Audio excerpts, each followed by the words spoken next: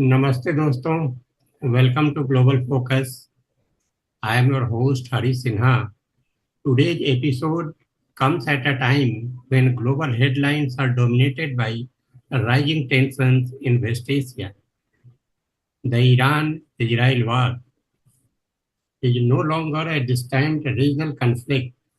It's rapidly evolving into a crisis with global economic shockwaves, threatening energy security, trade routes, and financial stability across continents.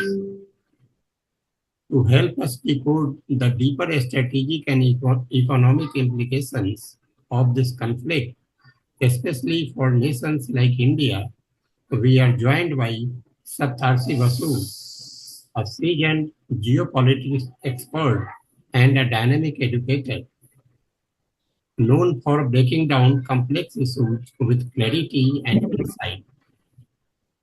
Stay with us as we unravel how this war could impact the fuel in your car, the prices in your kitchen, and the policies in your parliament. So, Saptarshi Basuji, welcome to our platform once again. Good morning and have a nice day. Thank you, sir. Thank you. So, in this Israel-Iran war, how does the involvement of major powers like the US and China impact the potential for global escalation? Both Iran and Israel have expended significant military hardware and have suffered significant damages.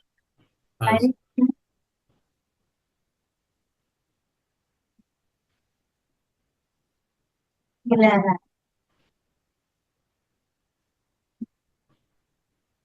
So, under these circumstances, what we will say is that uh,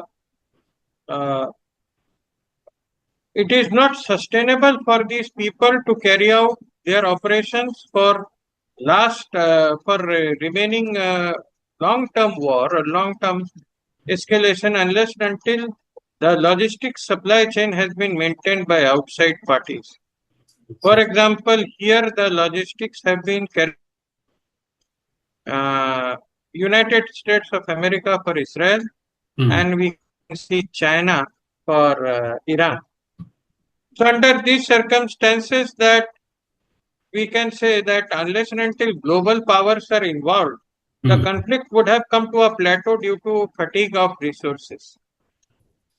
But as long as resources are being pumped in, the conflict can be artificially kept alive, like the Ukraine-Russia war. So it is only the great power game which is driving the conflict post the achievement of objectives of denuclearization of Iran, which has been already done. But it is said that Iran was able to save its fissile material. So what was the impact of the bombarding by the US? The bombarding has significantly damaged Iran's infrastructure and has greatly caused attrition in its command and control manpower.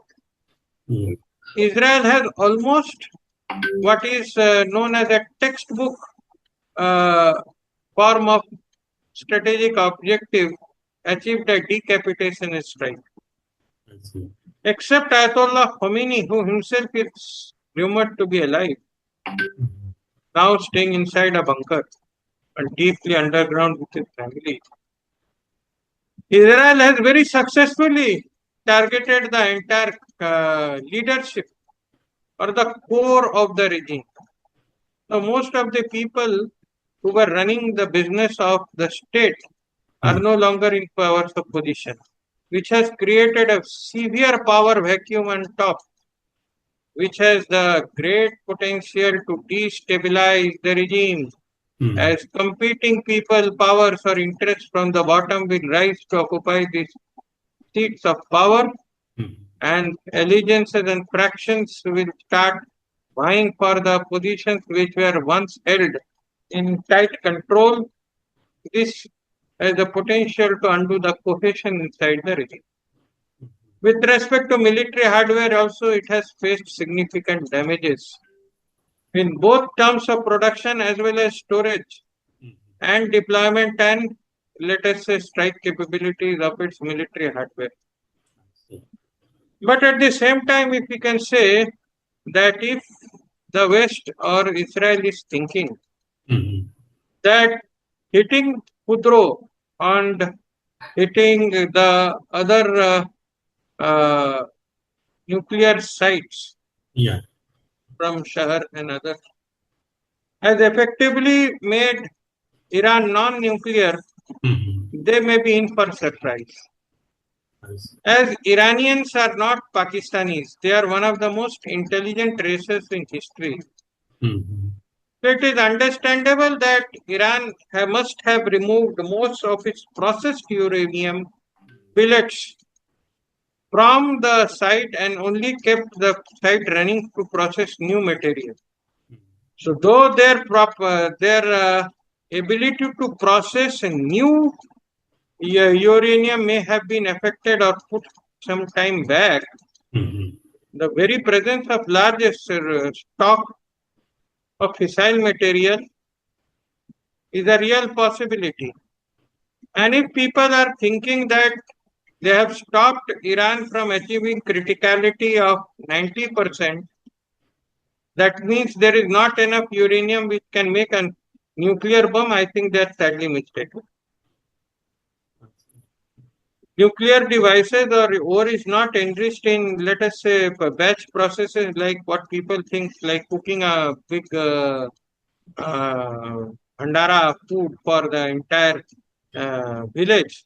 It can be done in stages and a small batch and small by small, minuscule by minuscule, highly enriched products can be stored in small sizes or subcritical sizes. If such has been done, which is a possibility of just reusing, recycling the same output, high concentration uranium through the same batches of centrifuge, then it's a possibility that at least for few nuclear weapons and tactical nuclear weapons, Iran must have got sufficient fissile material, weapons grade. And if it has been able to remove it, it now just needs the delivery system and the know-how in order to detonate. Given the war scenario, if Iran carries out a subterranean nuclear explosion, people will not know, as people have seen that there are several earthquakes happening in the vicinity of Iran. So is it due to the nuclear cook-up, due to the massive bombing by MOPs or massive ordnance penetrators, or it is actually an underground test of a nuclear weapon? Nobody really knows. And if Iran, going by what Iran is, it will use the fog of war or shadow of war to say that this is what these people have been doing. So I don't know, I have carried out already my nuclear test. It can carry out multiple unanswered or unannounced nuclear tests, which can then be validated mathematically, and at least for certain products, we can say that certain platforms, we can say they have achieved significant capacities and capabilities with respect to weapon grade uranium. So bombing has had its effect. Bombing has destroyed Iran's capacity or decreased capacity to wage war, but Iran may be down, may not be out. So can international institutions like the UN, IAEA still play a meaningful role in preventing nuclear escalation in the regional conflicts? Sir, can you repeat the question? And international institutions like the UN. Sir, I can't hear you. Oh, sorry.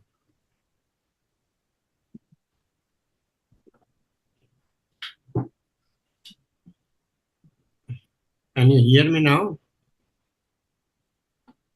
Hello. Sir, your voice is gone. My voice is gone. Now it is coming. Can you hear me? Yeah, yeah. Okay. I see. So can international institutions like the UN, IAEA still play a meaningful role in preventing nuclear escalation in regional conflicts? They should have played. That was their mandate. That is Mhm. the reason why these organizations have had been formed. But till now, and as the things are going, they have proved their utility to be diminished over a period of time to so much Mhm. that due to their partisan activities and unjust means manner of functioning, Mhm. an undemocratic process of selection and recruitment, or non-transparent, if I can say, these institutions have lost their credibility. What is very important for a peacemaker or a stabilizing agent, either it has to have massive military power which can subdue both the warring factions, Mhm. or it should have tremendous amount of respect and capabilities on both sides of the aisles of the conflicting power. I see. I think if you see after US starts defunding the UN, which it has already has done, Mhm. and European powers have pulled all their resources to support Ukraine, Mhm. the military-wise UN is maybe a non-entity. And with respect to credibility, I think that credibility is at all-time low, Mhm. and multilateral organizations like various structures are popping up, which have more SCO and others, which have more credibility or Mhm. more bondage with their members Mhm. compared to these traditional international institutions. I see. So, though yes, they are supposed to play a role, Mhm. but in today's scenario, how much they will be effective is only a informed guesswork. So what are the long-term implications for global trade if the Red Sea and Suez Canal remain unstable?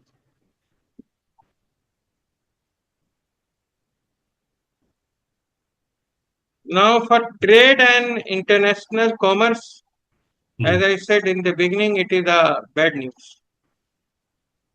Oil trade, it's the bad news. Corridor wise, transportation, it is a bad news.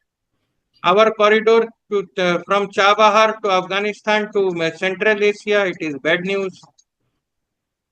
Our Himek to Haifa, it is a bad news. Yes. So, any type of trade and commerce which is to take place, Mhm. it has to take place in absence of such conflict, not in presence of such conflict. Like the Iraq-Iran war had totally destroyed the trade between the Straits of Hormuz Mhm. due to the fact that both sides of the Alps were firing at the vessels, Mhm. creating huge losses and insurance claims. Hence, the shipping and removal of oil Mhm. from the oil-rich countries was made difficult. So much so that new sources and new types of route had to be found. Similar dynamics will be at play this time also. So what risks does the conflict pose to India's sizable diaspora in the Middle East, and how should evacuation protocols evolve? Mm, please repeat. Diaspora of India. Yeah, what risk does conflict pose for India's sizable diaspora in the Middle East, and how should In evacuation protocols evolve? India has a very significant diaspora in the Middle East and North African countries. If the conflict spreads, Iran will probably try to target those countries through its ballistic missile and cruise missiles, Hmm. which will put the restive populations of those countries as well as the Indians staying in those countries at significant risk. Hmm. So, as the conflict widens, it will be a risk to all the Emirates as well as the all the let us say GCC countries which are on either side of the conflict. and all foreigners, including India, who are residing in this country, might come to harm's way if they are not evacuated in time.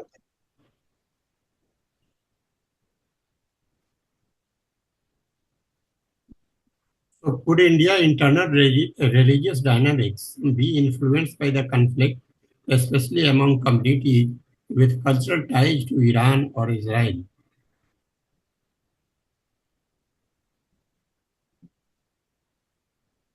Hello, can you hear me?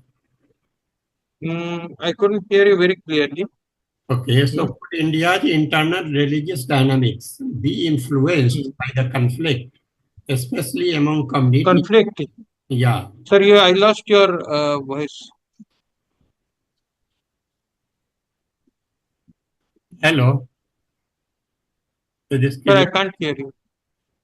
Can't hear me.